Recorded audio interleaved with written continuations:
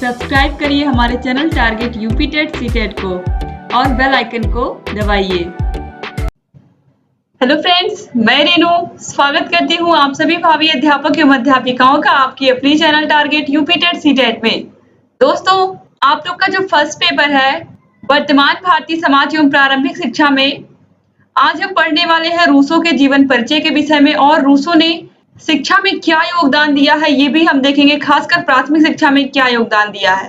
दोस्तों, हम लोग पढ़ रहे थे पाश्चात्य शिक्षा के विषय में। पाश्चात्य शिक्षा में हमने देखा था मारिया मॉन्टेसरी का जीवन परिचय, उन्होंने शिक्षा में क्या योगदान दिया। इसके अलावा फ्रॉबेल के विषय में हमने पढ़ा, जॉन ड्यूबी के विषय में पढ़ा, प्लेटो के विषय में पढ़ा। अब यहाँ पर हम देखने वाले हैं रूसो के विषय में। दोस्तों, रूसो का जन्म इटली के जिनेवा नगर में सन 1712 ईस्वी में हुआ था। दोस्तों, यहाँ पर मैं आपको बता दूं कि आप लोगों का ये जो चैप्टर था ये छूट गया था, तो यहाँ पर इसको हम कंटिन्यू कर रहे हैं। इसके बाद हम क्या करेंगे ये भी मैं आपको बता देती हूँ। इसके बाद हम सभी चैप्टर जब हम पढ़ा ले जाएंगे हर एक सब्जेक्ट का, तो यहाँ पर अब ये खत्म हो रहा है, तो इसके बाद इसके जितने भी क्वेश्चन हैं, इंपॉर्टेंट क्वेश्चन है, उसको हम करवाएंगे।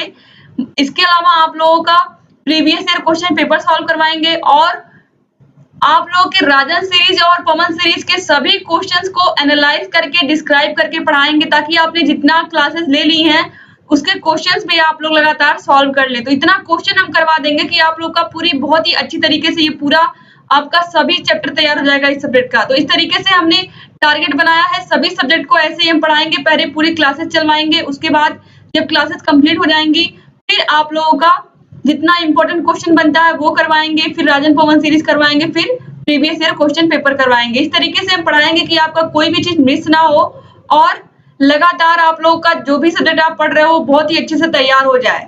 अब दोस्तों, यहाँ पर एक चीज मैं और आपको बता दूं कि आप जितनी चीजें यहाँ पर पढ़ रहे हो ये कहीं भी बेकार नहीं होने वाला है।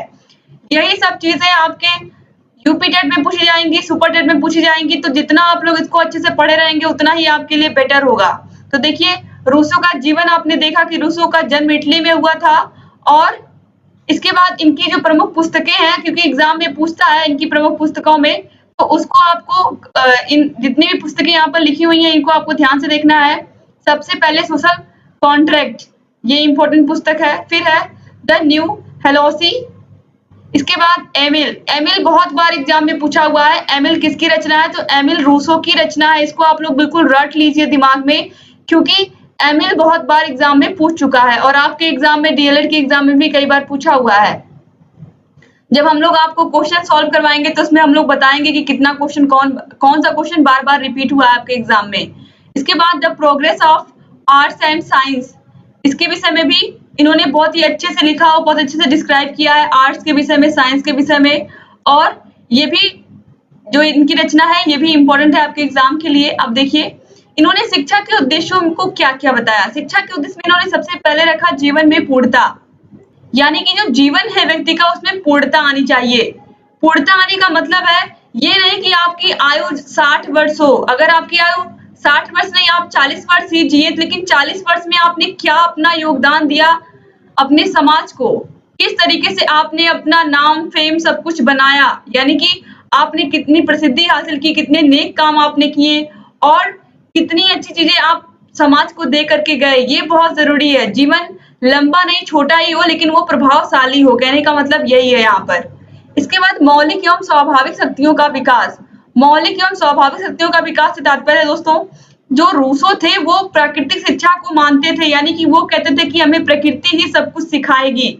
जब प्रकृतिवाद मैंने पढ़ाया था तो वहां पर रूसो जो है वो प्रकृतिवाद के जनक है, ये भी मैंने आपको बताया था और बताया था कि वो प्राकृतिक और स्वाभाविक रूप से बच्चों की वृद्धि करने के पक्ष में थे, यानी कि बच्चों का जो बुद्धि का, चाहे उनकी बुद्धि डेवलप हो या फिर उनका शारीरिक विकास, मानसिक विकास, किसी भी प्रकार से जो भी जितना भी विकास होता है बच्चों का, वो सभी बच्चों का जितना भी विकास है किसके ऊपर छोड़ देना चाहिए? प्रकृति के ऊपर, क्योंकि प्रकृति उसे सब कुछ सिखाएगी और प्रकृति से ही वो अनुभव प्राप्त करेगा और वो आगे सीखता हुआ चला जाएगा। तो यहाँ पर भी वही मौलिक एवं स्वाभाविक शक्तियों के विकास पर बल दिया गया, यानी कि स्वभाव से ही बच्चा धीरे धीरे सीखता जाता है।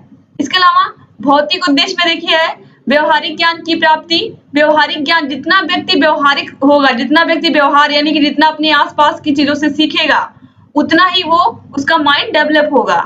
इसके बाद नैतिकता तथा संवेगों का विकास, यहाँ पर नैतिकता की बात की गई है। यहाँ पर दोस्तों जीवन में अगर आप पढ़ाई कर रहे हो तो नैतिकता आपके अंदर होनी ही चाहिए। नैतिकता का मतलब है आपको सही बोलने आना चाहिए, आपको ईमानदार बनना चाहिए, आपको लोगों से मिल-जुल कर रहना चाहिए, सबकी सहायता जितना हो सके आपको अपनी तरफ से सहायता भी करनी चाहिए अगर कोई असहाय है। इसके अलावा आपको हमेशा सबके साथ अच्छा व्यवहार करना चाहिए, यही चीज़ सिखाती है नैतिकता। तो नैतिकता तथा संवेगों के विकास पर भी यहाँ पर शिक्षा के उद्देश्यों को शामिल किया गया है। नैतिकता और संवेगों के विकास से रिलेट करके शिक्षा के उद्देश्यों को बताया गया है। अब इसके बाद पाठ्यक्रम क्या होना चाहिए रूसो के अनुसार। रूसो ने यहाँ पर देखिए कक्षा 1 से 5 तक की शिक्षा, या ये कहें कि दोस्तों यहाँ पर 1 से 5 वर्ष तक की शिक्षा होनी चाहिए। यहाँ पर गलती से कक्षा लिख गया तो उसको आप समझ लीजिएगा। 1 से 5 वर्ष तक की शिक्षा। रूसो के अनुसार इस अवस्था में शिशुओं को प्रतिबंधों से मुक्त रखना चाहिए। इस अवस्था में बालकों को शारीरिक शिक्षा दी जानी चाहिए, यानी कि 1 वर्ष से 5 वर्ष तक की शिक्षा में बच्चों को किसी प्रकार का कोई प्रतिबंध नहीं लगाना चाहिए और उन्हें पूरा खेलने की छूट देनी चाहिए, ताकि उनका जो शारीरिक विकास है वो अच्छे से हो सके। तो 1 वर्ष से लेकर के 5 वर्ष तक बालकों को केवल और केवल उनको शारीरिक शिक्षा दी जानी चाहिए, उनको खेल खिलाना चाहिए, खेल-खेल में उनको शिक्षा देनी चाहिए, इसकी बात यहाँ पर की गई है। अब 5 वर्ष से 12 वर्ष तक की शिक्षा में क्या है ये भी आप देखिए।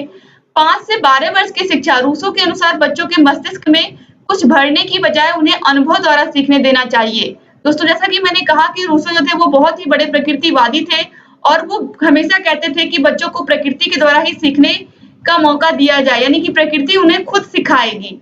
तो यहाँ पर ये चीज़ कही गई है 5 से 12 वर्ष तक के बालक को मस्तिष्क में कुछ भरने की बजाय उन्हें अनुभव द्वारा सीखने देना चाहिए। वो एक बार गलतियाँ करेगा, उससे अनुभव प्राप्त करेगा तो फिर उस गलती को बच्चा नहीं दोहराएगा। तो यही चीज़ यहाँ पर कही गई है कि 5 से 12 वर्ष तक के बालकों की जो शिक्षा हो वो बच्चों को दिमाग में उनके कोई चीज़ ठूसी ना, जैसे ठूस दिया जाता है कोई चीज़, तो इस तरीके से भरा ना जाए, बल्कि उन्हें अनुभव के द्वारा सीखने की प्रेरणा दी जाए और अनुभव के द्वारा ही सीखने में उनकी मदद की जाए। इसके बाद है तीसरा 12 से 15 वर्ष तक की शिक्षा। इस अवस्था में बालक को प्राकृतिक विज्ञान, भाषा, गणित, लकड़ी का काम, चित्रकला, संगीत, व्यावसायिक शिक्षा दी जानी चाहिए। यानी कि जो 12 वर्ष से 15 वर्ष की शिक्षा होती है, इसमें बालक को भाषा का ज्ञान देना चाहिए, विज्ञान का ज्ञान देना चाहिए, गणित का ज्ञान देना चाहिए और उसे ऐसी शिक्षा देनी चाहिए कि वो आगे चल करके कोई व्यवसाय कर सके, आत्मनिर्भर बन सके।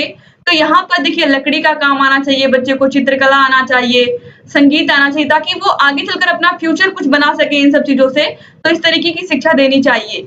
अब इसके बाद आगे है 15 से 20 वर्ष तक की शिक्षा। इसमें क्या कहा गया देखिए, इसमें बच्चों को नैतिक शिक्षा देनी चाहिए, यानी कि यहाँ पर कहा गया जो 15 से 20 वर्ष तक के बालक होते हैं, क्योंकि इनके मस्तिष्क का विकास मस्तिष्क उनका डेवलप हो चुका होता है, माइंड डेवलप होने से उनको अब ऐसी शिक्षा देनी चाहिए ताकि वो अपने आस-पास के लोगों की मदद कर सके, अपने आस-पास जो उनकी मित्र मंडली है उसमें घुल-मिल कर रह सके, लोगों के प्रति उनकी सहयोग की भावना हो, उनके अंदर नैतिकता का मतलब है कि वो सही से लोगों से व्यवहार करते हो और उनके अंदर ईमानदारी हो, सही बोलते हो। ये सब चीज़ें कब आएँगी जब 15 से 20 वर्ष की शिक्षा बच्चों को दी जाएगी, क्योंकि इस अवस्था में बालक को जो भी चीज़ें सिखाई जाएँगी वो बहुत ही सही तरीके से सीखेगा और जो शिक्षा उसको इस समय मिलेगी वो उसको जीवन भर याद रखेगा और उन्हीं सब जो भी चीज़ें वो सीखेगा उस टाइम पर उनको वो जीवन में अपने धारण करेगा। तो इसीलिए 15 से 20 वर्ष तक की शिक्षा में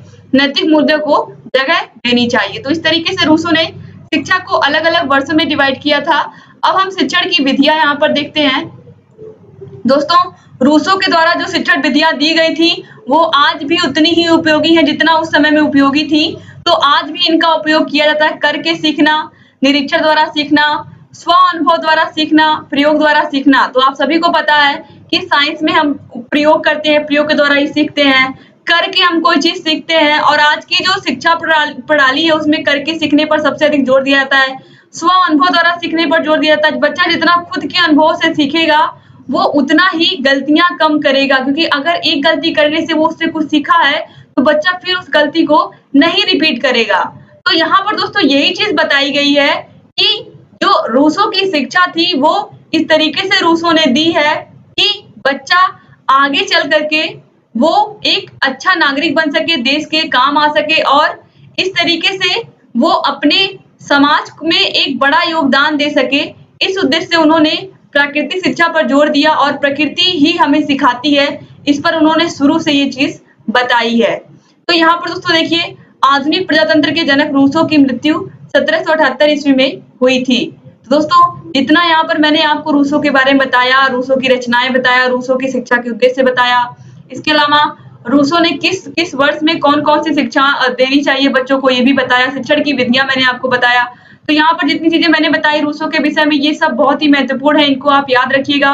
और दोस्तों अगर अभी तक आपने हमारे चैनल को सब्सक्राइब नहीं किया तो प्लीज़ सब्सक्राइब कर दीजिए और बेल आइकन को ज़रूर प्रेस कर दीजिए, जिससे हम जो भी नई वीडियोज़ बनाते हैं उसका नोटिफ़िकेशन आपके पास समय से पहुँच जाए और आप लगातार हमारे चैनल से ऐसे ही बने रहें। उम्मीद करती हूँ कि ये वीडियो आपको पसंद आया होगा। अगर अच्छा लगा है तो प्लीज़ वीडियो को लाइक कर दीजिए और आपके जितने भी फ्रेंड्स हैं, आपके व्हाट्सएप ग्रुप में अगर आपके कॉलेज का ग्रुप बना हो तो उसमें प्लीज़ इस वीडियो को शेयर कर दीजिए, जिससे अधिक से अधिक हमारे डीएलएड के भाई-बहन हमसे जुड़ सकें और हम जितनी मेहनत कर रहे हैं वो मेहनत उन तक पहुँचे। दोस्तों हम आप के जितने भी सब्जेक्ट हैं सबकी ऑनलाइन क्लासेस चला रहे हैं ताकि आप लोगों का कोई भी सब्जेक्ट मिस ना हो और भले ही लॉकडाउन चल रहा है लेकिन आपकी पढ़ाई बिल्कुल ही डिस्टर्ब ना हो। इसी उद्देश्य से हम यहाँ पर आप लोगों के लिए लगातार ये सब विषय लेकर के आ रहे हैं और आगे भी लेकर के आते रहेंगे। बस आप लोग ऐसे ही लगातार हमारे वीडियोज़ को ऐसे ही प्रमोट करते रहिए और लगातार हमें ऐसे ही उत्साहित करते रहिए और उम्मीद करती हूँ कि आगे ऐसे ही हमारा जो मधुर संबंध है वो बना रहेगा और आगे चल करके हम UP TET, C TET, super TET सबकी तैयारी आपको करवाएँगे। बस ऐसे ही आप हमारे चैनल से बने रहिए। दोस्तों आप हमारे टेलीग्राम चैनल से ज़रूर जुड़ जाइए। टेलीग्राम चैनल को ज्वाइन करने के लिए आपको इसी वीडियो के नीचे डिस्क्रिप्शन बॉक्स में एक लिंक मिलेगी, वहाँ पर क्लिक करके आप टेलीग्राम चैनल को ज्वाइन कर सकते हैं। इसके अलावा आप टेलीग्राम चैनल पर target UP TET, C TET को सर्च करके भी वहाँ से भी आप हमारे चैनल को ज्वाइन कर सकते हैं। दोस्तों इसके पहले की वीडियोस आपको इस वीडियो के नीचे डिस्क्रिप्शन बॉक्स में मिल जाएंगी, यानी कि वर्तमान भारतीय समाज एवं प्रारंभिक शिक्षा में हमने जितने भी वीडियोस बनाए हैं ये लास्ट वीडियो था। इसको भी इंक्लूड करते हुए आपको सारी वीडियोस की एक प्लेलिस्ट मिल जाएगी, उसका भी लिंक आपको डिस्क्रिप्शन बॉक्स में मिल जाएगा, वहां पर जाकर के उस वीडियो को आप देख सकते हैं। तो उम्मीद करती हूँ कि आज का पूरा क्लास आपको अच्छा लगा होगा। आप इसके जितने भी इंपॉर्टेंट क्वेश्चन है उसके साथ हम मिलेंगे इस सब्जेक्ट में। तो दोस्तों वीडियो में शुरू से लेकर के अंत तक बने रहने के लिए फिर से आप सभी लोग का बहुत बहुत धन्यवाद। मिलते हैं नेक्स्ट वीडियो में, तब तक के लिए आप लोग अपना ख्याल रखिएगा दोस्तों। जय हिंद।